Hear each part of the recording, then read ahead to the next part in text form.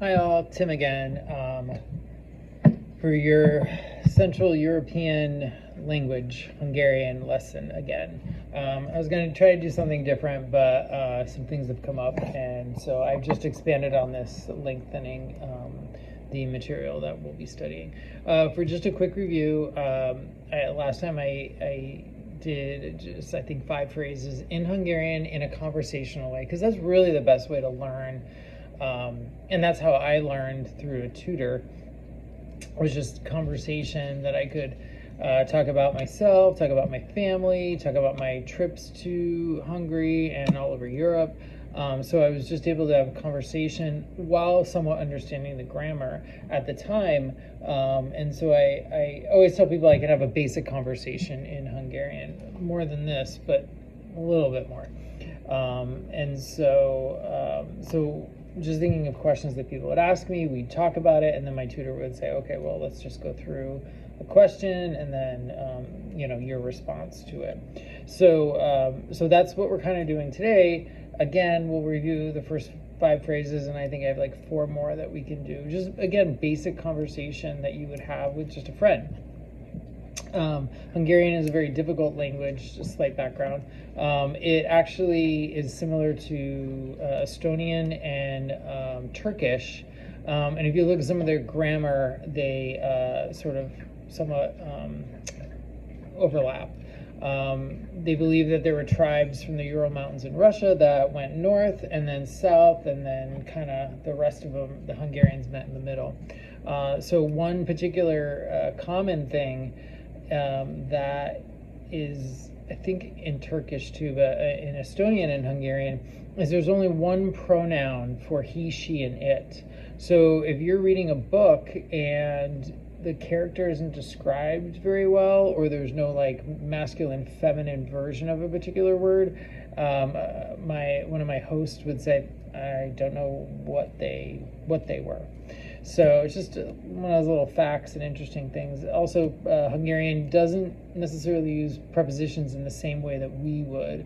If you were to say on the table, Hungarian adds it to the end of the word. So asztal would be table, asztalon would be on the table, in the table would be asztalben. So just, it's very difficult. Once you get the grammar, though, it actually is really easy to get.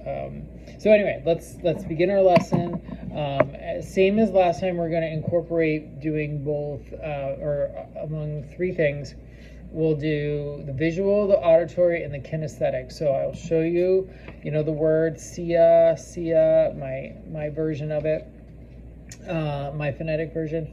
We'll hear it, I'll say it, and then you'll write it 3 times. And so we'll constantly be going over it. We'll review, we'll do a new word, go back, review, write it, and then we're able to have that, different aspects of remembering using those 3 different ways of learning. So if I'm walking down the street and I run into my friend Peter, I would say, Sia, Peter, Sia. So the SZ is the S sound. S by itself has a sh sound, and we'll see that later, but see-ah. So the way I would tell people to remember this is, if you're seeing a friend and you haven't seen in a long time, you're like, oh, I see my friend, aw.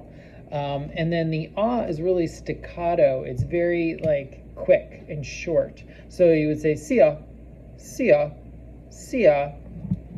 So again, walking down the street, see my friend Peter Sabo, and I would say sia. So let's write that, sia, S-Z-I-A, S-Z-I-A, sia, sia. After that, he would say sia to me too. Sia, Tim, sia, Tim. All right, so our next phrase is going to be hojvaj, hojvaj, hojvaj. As we talked about the last time, the G-Y sound has a j, hojvaj. So this is how are you, or how are you. V-A-G-Y is the to or you form, to in Spanish, of the to be verb. So I am, you are, he is, she is, it is, we are, they are. So Hogy vagy is how are you, the informal version. Hogy vagy. Hogy vagy. And I said in the last video that to get that GY, we start at the middle of our mouth, our tongue, and we go up to behind the first two teeth, and then we jump off as if we were like a mountain climber rappelling down. So you're just going to go hogy vagy. Hogy vagy. Vudge. Just to make that sound. So it's just a lot of tongue movement, kind of similar to our R in or L's or W's in English. So hogy, hogy, hogy, hogy, vudge, vudge. Sounds very similar. So hogy vudge. How are you? So let's write that. Hogy vudge. Hogy vudge. Now, we're not going to do any English per se. We're not going to look at it. I'm just going to tell you what it means, because you're going to get that visual, auditory, and kinesthetic of writing it in the language so that you don't see the English, and so that when you see the word, you automatically know what it means. This is why Rosetta Stone is really good, because you never see English in there. You're just associating the word or the picture with that sort of connection. So that's why they're really good, and you never hear English, you only see that word. So you might have a bear, and in Spanish that would be oso. So you just know that that's a bear, and you see the Spanish oso. All right, so let's review. So let's go back. I'm walking down the street. See ya, Peter. See ya, Tim. Hogy vagy. All right. So next, how would you easily respond to that? Well, I might say, well, and you? And that would be jól este. Jól este. Now, in this particular sentence question, we've got esh, and there's that accent mark. And in this case, it's not an accent per se. This in Hungarian denotes that the particular sound is long. It's a long sound. Hungarian has 14 verbs. A lot of them have long and short versions of them. So in this case, we have two E's in this sentence. One is long and one is short. So that's why we say este, este, este. So that one, again, to use that musical term of short and quick, it's staccato, este. The te is going to be quick and short. This is going to be long. So someone told me once, think of this as the normal sound, and you just make this quick. And that's with a lot of the Hungarian vowels. So jól este, jól este. So that is, well, and you? If you drop the L on this, yo becomes good. So you could say jól este, jól este. So again, let's write that down. Jól ish. Don't forget your accent or your elongated marking, and then the question mark, of course. So jól este, and let's make sure we're doing it 3 times. Jól este, so that we try to get it in our head a little bit more. So let's review. Walking down the street. Let's say I run into my friend Hassan this time. See ya, Hassan. See ya, Tim. Hogy vagy. Jól este. Jól este. All right. And so now we're going to have that natural response, of being, okay, I'm hungry. And I used this with Peter the last time, but Hassan always used to eat a lot too. Actually, we used to go to a lot of restaurants together. So this is easy. Rendben, éhes vagyok. Rendben, éhes vagyok. So we've got that elongated E again with the short E. And then this S, since there's no Z attached, it is that sh sound. So S by itself has a sh. So rendben, okay. Éhes vagyok. Éhes vagyok. Éhes, hungry, I am. So now we've got the I form of I am, of the to be verb. So in Spanish it would be yo, or yo. So in this case, I'm saying I am hungry, or hungry am I. Rendben is just an easy word. It could be one of those like, oh, okay. Rendben. But in this case, it's like, I'm okay. So rendben éhes vagyok. Vagyok is, we're going to have, remember we talked about the you form of how are you in hogy vagy. So we've got vagy and vagyok. So vagyok and vaj. Just adding an ok to the end of it.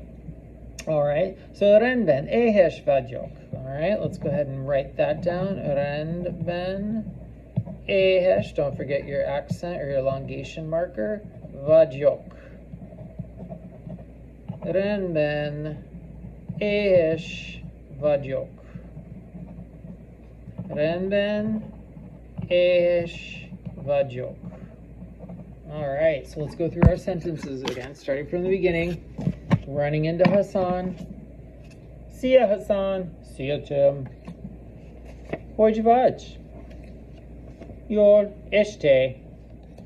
Rendben éhes vagyok. All right, well, I'm always down for some food in Hungary. Love my goulash, love my chicken paprikash. So I'm going to tell Hassan, let's go. Now, when I was doing this again and going through these, I thought, you know what? I'm going to just do a regular sentence of, let us go. Let us go. As opposed to the command version or the imperative version. So we're going to get to that one later. But in this case, this is just a formal sentence of menjuk ennyi. Menjuk ennyi. Menjuk ennyi. So think of this one as men, and instead of junk, yunk, add a y in there, and any. Any, think of, any, or, any, the knee. This is just, let us go. Let us go eat. All right. We wouldn't use the command with this. And like I said, we'll get to that later. Think of like vámonos instead of vamos comer in Spanish. So menjuk any, menjuk any. So let's write that 3 times. Menjuk. Don't forget your umlaut. Any. Menjuk. Any. Menjuk. Any. And quick fact, when I was redoing these, I remembered that the emphasis on the word is always at the beginning of the word. The first syllable always has the emphasis. There's no other emphasis in Hungarian other than the first syllable. So, other languages like English and Spanish, they may have, a word, the second or the third or the final syllable has the emphasis, always the first. So there is something easy about Hungarian. All right. The next one is going to be Ismerek egy éttermet. Ismerek egy éttermet. I know a restaurant. Ismerek egy éttermet. Ismerek egy éttermet. I'm not going to get into this T, but there's something that basically states that it's the direct object. Again, Hungarian adds grammatical devices at the end of words as opposed to other aspects, putting it in front or anything like that, or a separate word. So, ismerek egy éttermek. Ismerek, edge. So edge is a or the number 1, which is kind of nice because if you think about it, a item is one item. So they've just consolidated it into one thing. It's kind of the good thing about Hungarian too, they do that. So ismerek is to know, kind of like conocer in Espanol, where it's to know not only a person, but to know a place. So ismerek egy éttermet. So I know a restaurant. Ismerek egy. So just think of like falling over the edge of something. Ismerek egy éttermet. All right, so let's write that down. Ismeret İşmerek edge eterem et. İşmerek edge eteremet. And then İşmerek edge eteremet. All right. So let's go through. See ya, Hassan. See ya, Tim. Hojvaj. Yol eşte. Yol eşte. Ne ben eheş yok. Men yok eni. Men yok eni. İşmerekej eteremet. All right. So Hassan knows a place. Güzel van. Güzel van. Güzel van. Like van, more of a sound. So güzel van.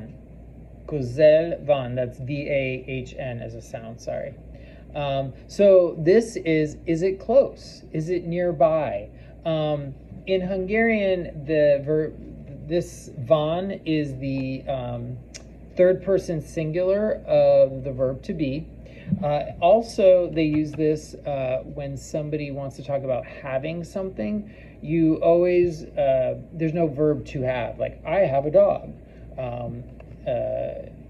English, I have a dog. Spanish, tengo una perra. And here, they just use the state of being to have something. Also, this is just kind of a location of is it nearby? So, kuzel van. Let's go ahead and write those down. Kuzel, don't forget your umlaut, van. Kuzel van. Kuzel van.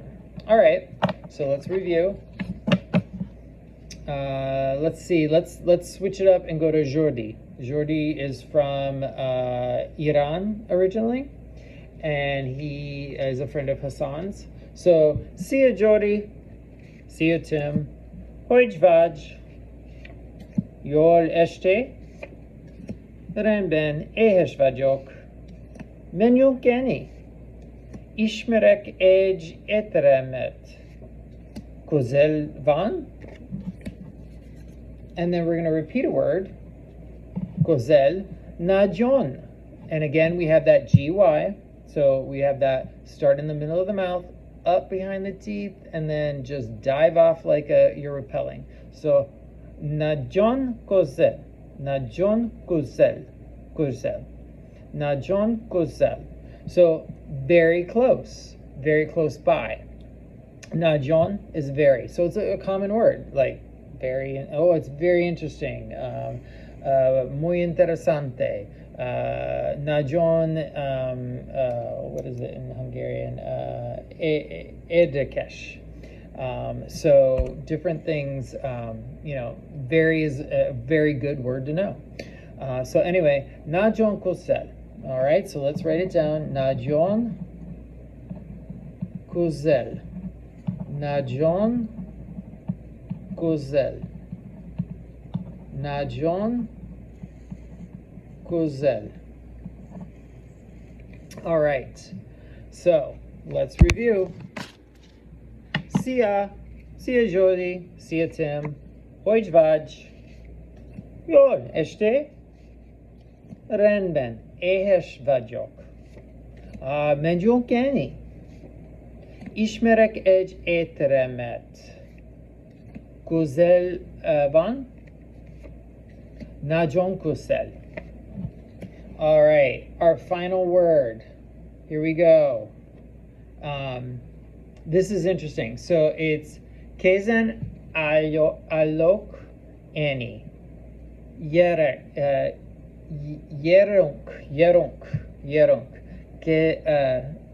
Kezen alok eni yerok. So this is interesting because it's basically stating, ready, I'm standing to eat, let's go. So literal translation would be that. But this is how they would say, I'm ready. Or in Spanish, if you're ready to go do something, like estoy listo. Gesen, remember we have a S, Z, so it's our S sound. Gesen alok, I am standing. Any, to eat. Gesen, ready. Alok, any, I'm ready to eat.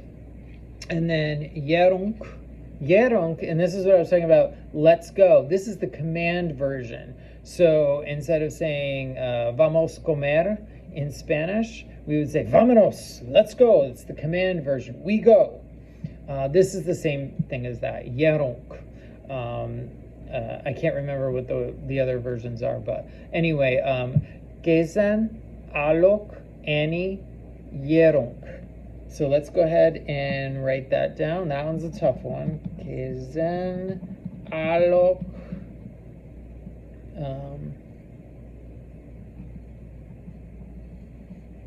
any, and then yerunk.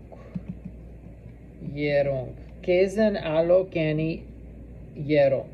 Gezen, alok, any, yerunk. Gezen, alok, any, yerunk. Let's go. All right, yerunk. Let's go and finish this.